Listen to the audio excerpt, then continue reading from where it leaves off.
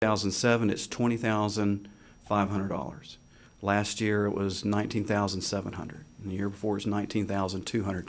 So you can kind of see it's kind of escalated a little bit and continues to do that somewhere between $800 to $1,000 a year.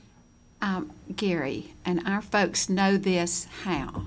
Does it go as a part of the information from your office, or how do they know they're eligible for this? Good question. We do inform the public on the back of our tax bills every year or so, depending on the type of mailing we're doing. We'll put an insert in there that gives information about it. Once every 4 years, in between our revals, we renew these applications. You can kind of see the right-hand column towards the bottom. It says 3266 is the number of applications we have today.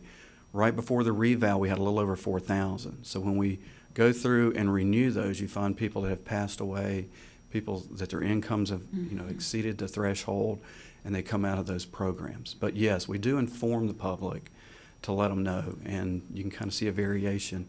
I do expect between now and the next time we do that, this will grow back to that level. Gary, does this slide here say that we got folks that are qualifying for this exemption that have property values in excess of $600,000, $450,000? Yeah, it shows. That's what I wanted you to see. If you start with the that they applied, it doesn't say qualified, does it? All these are qualified. They're all qualified. Nathan's saying, yeah, this is our current elderly exemption. Let me say it that way. I'm going to show you some predictions of it. This is what we currently have in that program. So if you start with 0 to 50,000 in value, you can see that we have 160 applications currently in there, residences, and the exempt value that I'm showing is $3 million. Gary, how many? Let's say the tax bills went out and people are struggling to pay their taxes. How many times are people calling and you're saying, well, do you qualify for elderly exemption or present use value? And they go, what was that? What is that? We do that every day through the appeal process that we did with the reval, or when collections are talking to the public. People still don't know yes. really what it is. Yeah, there's a couple of agencies. Mandy's agency has helped us. Council on Aging has helped us. Consumer Credit Counseling, United Way. We've got applications out in a lot of different locations that folks do help us with that. Right. John, when the statements go out about, we've got to send out another round of statements on the zoning proposals, don't we? Public hearing notice. Yes, sir. Is it possible to put something in there about elderly and disabled exemption plus present use in that mailing? I would say, yeah. I mean, there's just an expense of a different, a separate piece of paper going in, but yeah, we have a. Do we mail to everybody in the county, or just not only outside the municipalities? Everybody is what we did before. Now this time we're only required outside. Right. Okay, earlier y'all were saying that you weren't going to mail this second time. You were just going to do the publication, but you are going to send a mail notification. Yes, sir. Well, I certainly appreciate that. You appreciate it? I appreciate that. But I wonder if we could. I mean, you think it's possible to do that? It's it's just another piece of paper that goes in. Exactly. I mean, it shouldn't even increase the cost. Well, there is, but it's not significant. Right. Well, I think what increased cost you're already mailing, so you've got a lot of fixed cost up front. So that's a great idea. And Gary, to follow up on the chairman's comment about the property values, am I reading this right that there are 2 people in the 450 to 600,000 value, and 5 people in the 800 to $1 million plus value that are totally exempt under this program? No. They're not totally exempt. The exemption they get is the greater of 20,000 in value, or 50% of the property value. So it could, in most cases, if their property value is 40,000, they're going to get 20,000 off. Anything above that. Yeah, anything above that, they're going to get the 50% off. Let me go back to the slide so you can kind of see.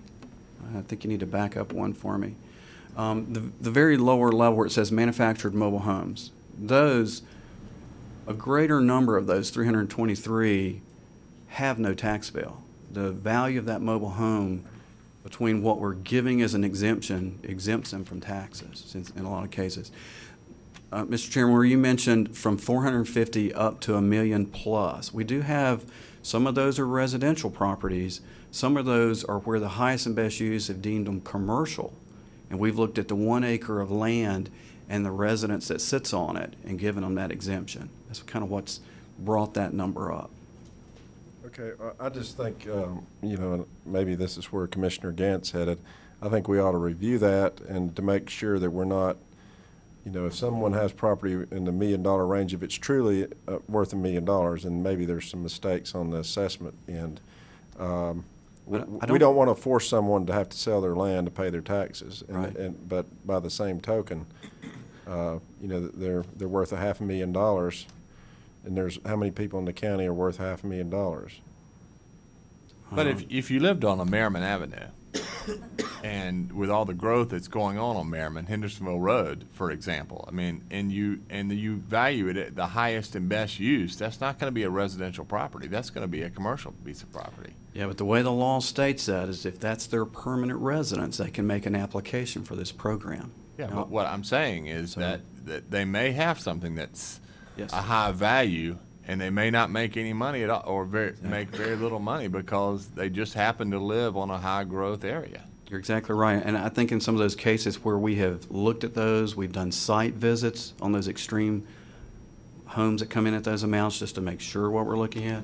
Some of them need maintenance done to them that you can tell they just can't afford, but they've got a property they don't want to sell. Yeah, they've lived there for a long time. Those are the ones, to me, those are just some of the people that we heard from that you know, breaks my heart that we're not able to help, that say, look, my value is tripled and I've got to sell my house now because I can't, you know, granted it's worth $500,000 or $250,000, whatever the number is, but the fact is I don't want to move. Right. Right.